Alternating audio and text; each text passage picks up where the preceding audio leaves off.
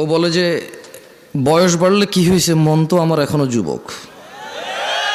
আরে ভাই, আপনারা ঠিক কইতে কইছি আমি, আপনি তাহিরি শ্রোতা আপনারা, হ্যাঁ? তো তাইলে ঠিক বেঠিক বলতেছেন কেন? তো জিজ্ঞেস তো করি নাই ভাই। সরি ভাই, কিছু করার দেয়। ওই যে ভিডিও ম্যানরা বলবে যে জামশেদ মজুমদার কি অহংকার নিয়ে কথা বলে, মানুষের তুচ্ছ করে কথা বলে। আরে এগুলা ওনারা কি করতেছে এখানে? আসতে ইসলাম শিখতে আসে, ঠিক বেঠিক আপনি সিদ্ধান্ত দিবেন।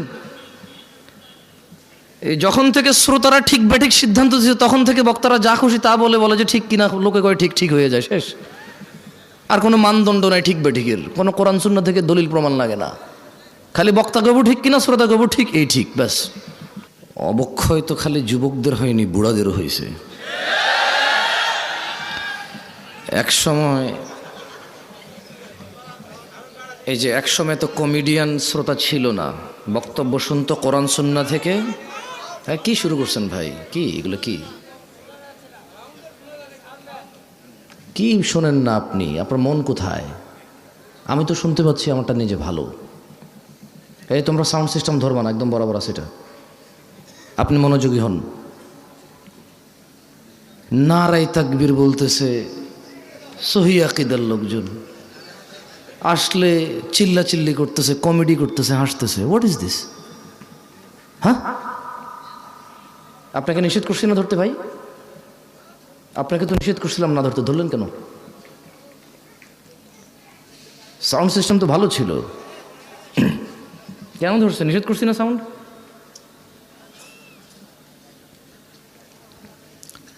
কি মানে হুজুররা এসা বলে ওয়ামাই ইউশরিক বিল্লাহ ফাকাদ দাল্লা দালালাম বাঈদা, যে শিরিক করলো সেই পথভ্রষ্ট হইল, শিরিক ছাড়া সব গুনাহ আল্লাহ মাফ করে দেবে, এই জন্য যাতা শুরু করে দিয়েছেন নাকি? অবাক কাণ্ড। চেরাগের নিচে অন্ধকার। আজকে এই বক্তব্য, যেহেতু গত 2-1 বছরে বক্তব্য দেই না বললেই চলে, তো এইখানে উপস্থিত হয়ে বুঝলাম যে চেরাগের নিচে আলো, এটার বাস্তব প্রমাণ। তামাশা করতেছেন আপনারা, হাসতেছেন, হুই হাই, লা হাওলা ওয়ালা কুওয়াতা ইল্লা বিল্লাহ। ইত্তাকু রাব্বাকুম ইয়া নাস, আল্লাহকে ভয় করেন হাক্কা তুকাতিহ, যেভাবে ভয় করা উচিত, হাক্কা তুকাতিহ। এই তোমরা সাউন্ড সিস্টেমটা ধরতে আমি না করছিলাম তোমাদেরকে, আগে যেরকম ছিল শুরুতে ওই সেটিংয়ে নিয়ে যাও। আমি উঠছি যখন, যেই সেটিংটা ছিল ওইখানে নিয়ে যাও। বিরক্ত লাগছে এখন, এটা কানের মধ্যে এসে লাগতেছে। আর শ্রোতারও দোষ নাই। কি হাসির কি হয়েছে এখানে? কি হাসি মানে কি? হাসতেছেন কেন আপনি? বুঝতেছি না তো।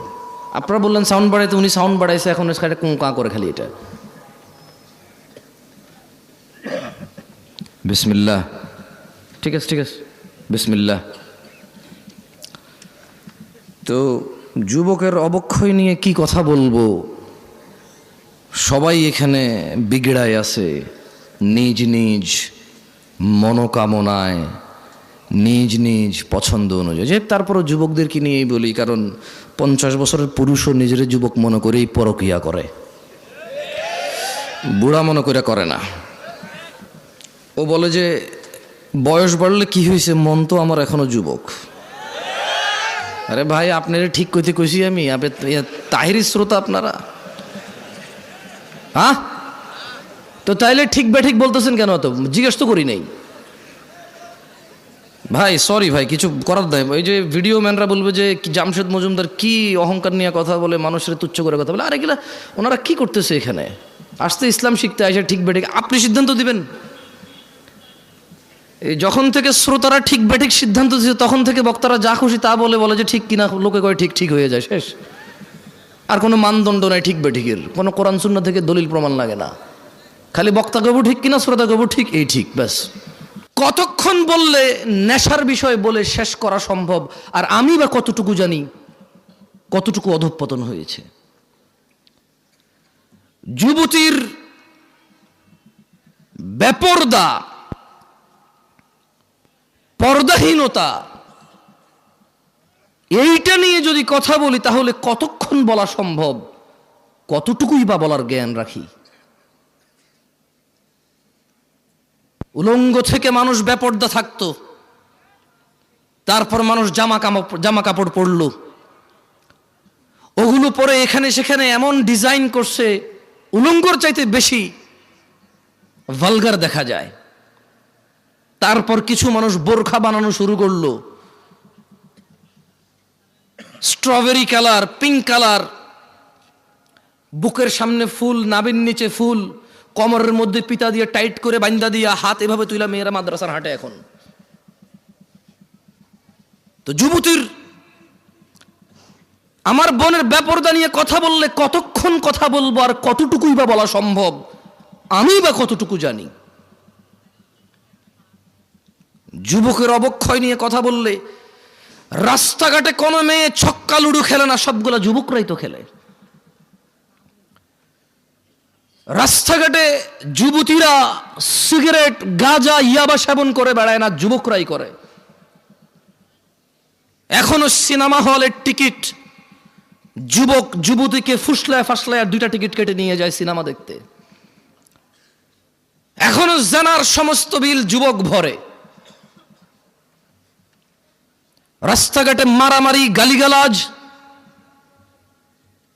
এগুলো যুবকরাই করে, পুরুষরাই করে। আবার আল্লাহ থেকেও আদিষ্ট হয়েছে প্রথমে নিজের চক্ষু অবনত করে লজ্জাস্থানের হেফাজত করতে। সেই যুবক কিনা বেপরদা মহিলার দিকে তাকিয়ে থেকে ফেসবুকে পোস্ট করে, মাইক হাতে বেয়ে কথা বলে, জায়গায় জায়গায় সমালোচনা করে, সমাজটা নষ্ট হয়ে গেছে, নারীরাই নষ্টের মূল, বেপরদা চলে, সব ছেলে নষ্ট করে দিছে। অথচ ও ল্যাংটা হাঁটলেও পুরুষের জন্য আল্লাহর পক্ষ থেকে আদেশ, নিচে তাকাবে তারপরে হাঁটবে। ও নিচে তাকাবে না, নিজেরটা মানবে না, আরেকজন মানে নাই সেটার সমালোচনা করে বেড়ায় যুবক। এখানকার যুবকের ধারণা পর্দা মানি হচ্ছে মহিলা, পর্দা মানি মা, বোন, স্ত্রী, কন্যা, দাদি, নানি, ফুফি, খালা।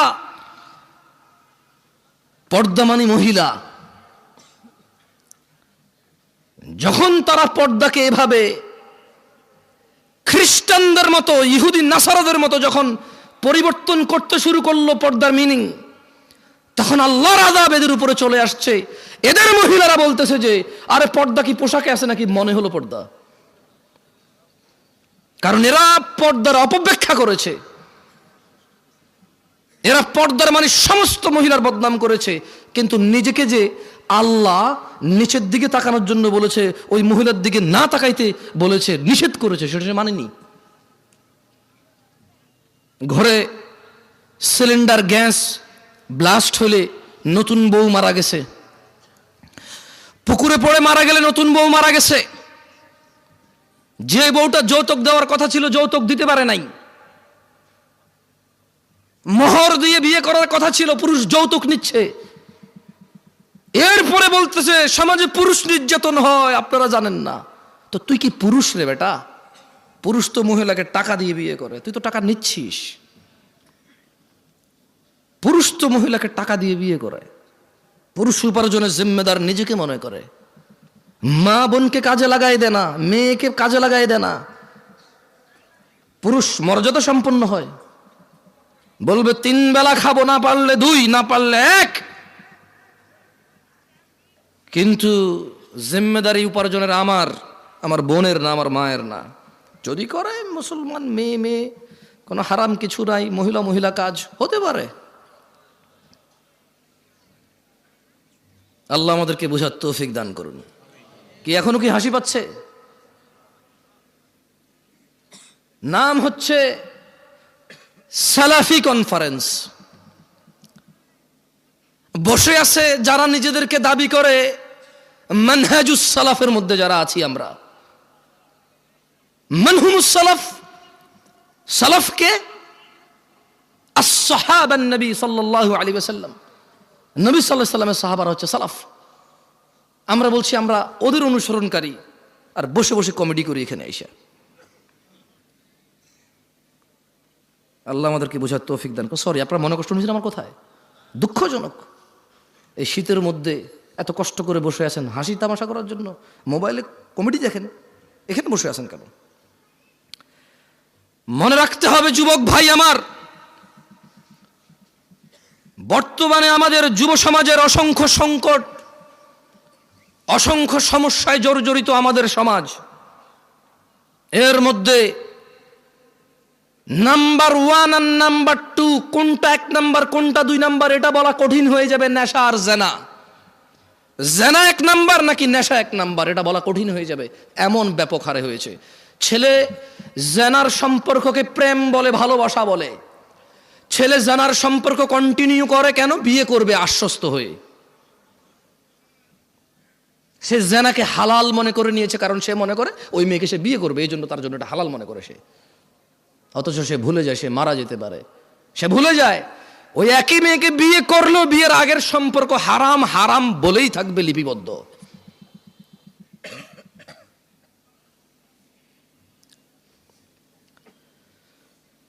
যুব সমাজ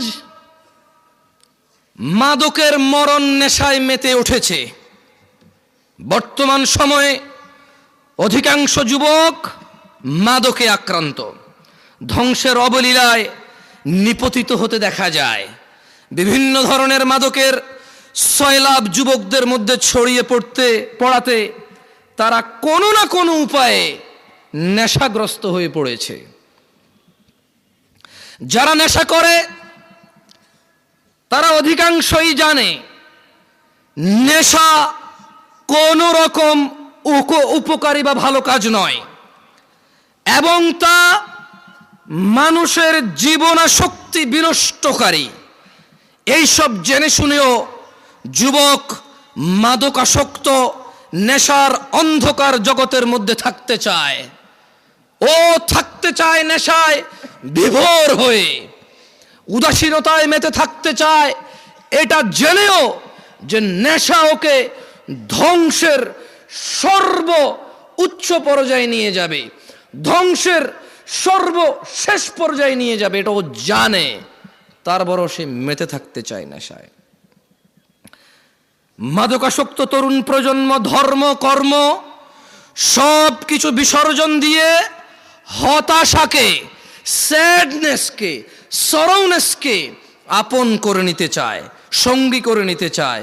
জীবনের চলার পথ থেকে বিভ্রান্ত হয়ে পড়েছে এবং বিবেক বুদ্ধি হারিয়ে সামাজিকতা থেকে দূরে সরে যেতে চায় যুবক, নেশায় আসক্ত হয়ে, নেশাকে আপন করে নিয়ে। অথচ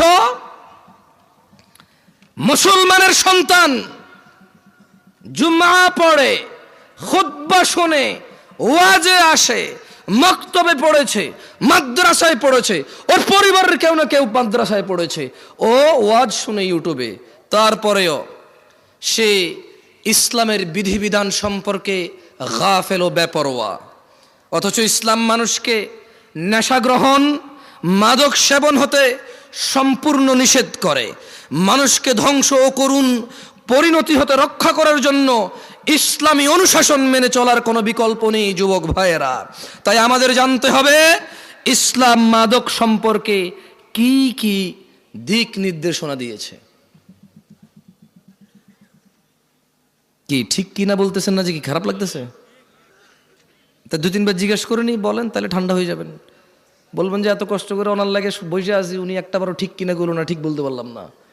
আজকে তো ওয়াজ যে ঠিক হয়েছে স্বীকৃতি দিতে পারলাম না, সার্টিফিকেট দিতে পারলাম না, ঠিক কিনা? ভালো হয়েছে, ঠিক আছে, আর ভালো লাগবে না। লা ইলাহা ইল্লাল্লাহ।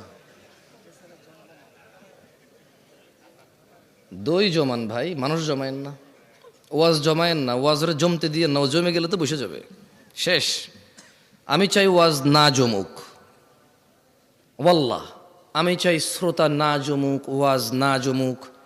আমি চাই আল্লাহর এই পৃথিবীতে কত নবী রাসূল প্রেরণ করেছে যাদের উম্মত খুবই অল্প সংখ্যক, কিন্তু তারা অসফল নয়। অ্যাজ এ নবী এবং অ্যাজ এ রাসূল আলাইহিমুসসালাম আজমাইন, তারা অসফল নয়। আমি জামশেদ মজুমদার কখন এটা বিশ্বাস করি না এত বড় প্যান্ডেলে এত মানুষ থাকলেই কল্যাণ। আমি বিশ্বাস করি man to man, eye to I.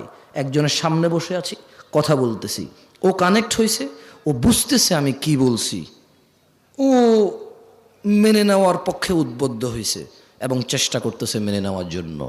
আমার কাছে এইরকম এত পরিমাণ শ্রোতার চাইতে ওই একজন অনেক বেশি মূল্যবান, যে নিজেকে সংশোধন করার জন্য শুনে।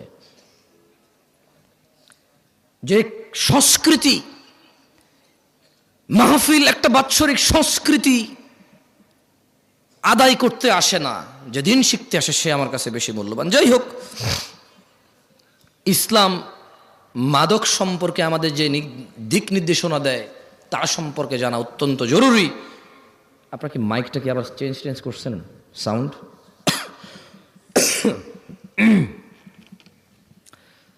রাসূলুল্লাহ সাল্লাল্লাহু আলাইহি ওয়াসাল্লাম মাদক সম্পর্কে সতর্কবাণী উচ্চারণ করে বলেন, যে কোনো ধরনের নেশাজাত পানীয় হারাম।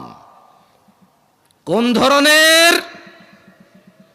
এইগুলা বলিয়েন, ঠিক ঠিক জিজ্ঞাসা করবো না, মানে এতক্ষণ তো কথা বলছি, এখন দুই একটা হাদিস পড়বো, আয়াত পড়বো, আপনাদেরকে জিজ্ঞেস করব।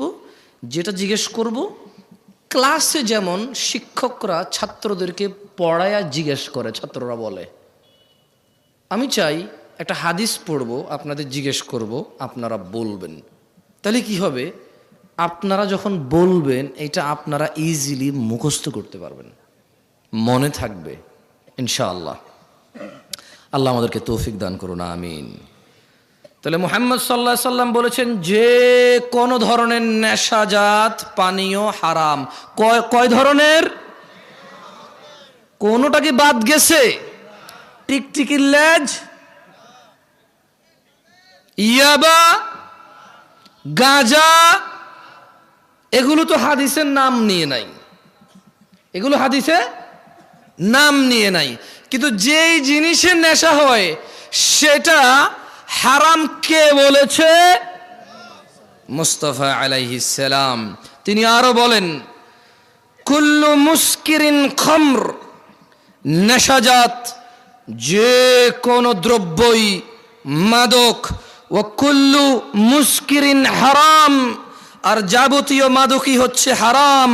ওয়ামান শারিবাল খামরা ফিদ দুনিয়া ফামাতা ওয়া হুয়া ইউদমিনুহা লাম ইয়াতুব, আর যেই ব্যক্তি দুনিয়াতে মাদক সেবন করে অতঃপর নেশাগ্রস্ত অবস্থায় মৃত্যুবরণ করে তওবা না করে, লাম ইয়াশরাবহা ফিল আখিরা, আল্লাহ সুবহানাহু ওয়া তাআলা আখিরাতে তাকে মদ পান করা থেকে বঞ্চিত করবে। তাহলে আমরা বুঝলাম আনার জান্নাতি ফল, আঙ্গুর জান্নাতি ফল, মদও জান্নাতি পানীয়। মদ কি? মদ কি? জান্নাতি পানীয়। তবে জান্নাতি পানীয় যে মদ, ওখানে নেশা নাই। বিশ্বে আমরা মানুষরা যে মদ তৈরি করি সেই মদের নেশা আছে। আর যদি নেশা না হয় এটাকে মদই বলা হয় না। বুঝে আসছে না? আসে নাই? ওটাকে শরবত বলে। কি বলে? যেটা খেলে নেশা হয় না ওটাকে কি বলে? আর যেটাই খেলে নেশা হয় সেটাকে কি বলে? মদ। আখিরাতের মদে নেশা হবে না, কিন্তু ওটার নাম মদ। কেমন? আল্লাহ আমাদেরকে বুঝার তৌফিক দান করুন, আমিন। মানব সভ্যতার প্রতি মারাত্মক হুমকি সৃষ্টিকারী দেশের অন্যতম অভিশাপ মাদকাসক্তি। মাদক দ্রব্যের নেশার ছোবল এমনই ভয়ানক যে তা ব্যক্তি, পরিবার, সমাজ, দেশ থেকেই বিচ্ছিন্ন করে না খালি, বরং তা সমগ্র জীবন ধ্বংস করে দেয়। মানবতার মুক্তির কাণ্ডারি ইসলামই সর্বনাশা মাদক সম্পর্কে মানব জাতিকে সর্বোচ্চ সতর্ক করেছে। মানুষ যাতে মাদক থেকে দূরে থাকে তার জন্য মাদক সেবনে এই নেশাগ্রস্ত ব্যক্তির জন্য ইসলাম শাস্তির ব্যবস্থা করেছেন, ঘোষণা করেছেন, যাতে মানুষ আল্লাহকে পরোয়া করে, যাতে মানুষ জান্নাতকামীরা, জান্নাতের মনোবাসনা যাদের ভিতরে আছে, যারা জাহান্নাম থেকে বাঁচতে চায়, যারা রক্ত পুজ খেতে চায় না, যাদের ইচ্ছা নেই মাথার উপরে আল্লাহ গরম পানি ঢেলে দেবে আর টকবক টকবক করে এটা উতরাবে, যাদের এমন ইচ্ছে নেই জাক্কুম ফল খাওয়ার, জাক্কুম কাটা খাওয়ার, যাদের এমন ইচ্ছে নেই হুতমাতে যাওয়ার, ওয়াইলে যাওয়ার, আগুনে প্রবেশ করার, ইসলাম তাদের জন্য ওয়ার্নিং দিয়েছে মদের বিষয়। কি বলেছে? কোরআনুল কারীমে আল্লাহ বলেছে, ইয়া আইয়ুহাল্লাযীনা আমানু, ও মুমিনগণ। তাহলে কি সবাইরে বলছে? সবাইরে বলছে? কারে বলছে? কারে বলছে? অমুসলিমদেরকে বলে নাই? irrelevant to them because they don't believe in Allah subhanahu wa ta'ala. তারা আল্লাহকে বিশ্বাস করে না, সো তারা আখিরাতকে বিশ্বাস করে না, জান্নাতকে বিশ্বাস করে না, জাহান্নামকে বিশ্বাস করে না। বলে যে আমরা দেখছি না তো এটা। অথচ তারা আলোকে বিশ্বাস করে দেখা যায় না, বাতাসকে বিশ্বাস করে দেখা যায় না। এরপরে আবার প্রতিবেদন আসবে, এই জমিন থেকে অমুক গ্রহে যেতে 10 লক্ষ কোটি বছর লাগবে। তুই কেমনে বুঝছস? তুই কি গেছস? যে ফিরে আসছিস? বুঝছিস? হ্যাঁ, আমি গেছি, 10 লক্ষ কোটি বছর লাগছে আমার।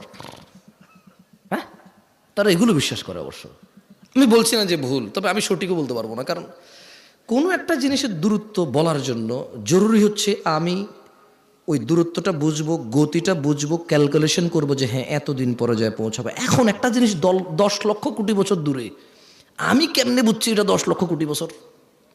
মানে আমি কিছু কি, মানে কোনো একটা গতিশীল কিছুকে তো বানাইতে হয়েছে, বানায় মাপতে হয়েছে, এটা যদি এই গতিতে যায় তাহলে 10 লাখ কোটি বছর লাগবে।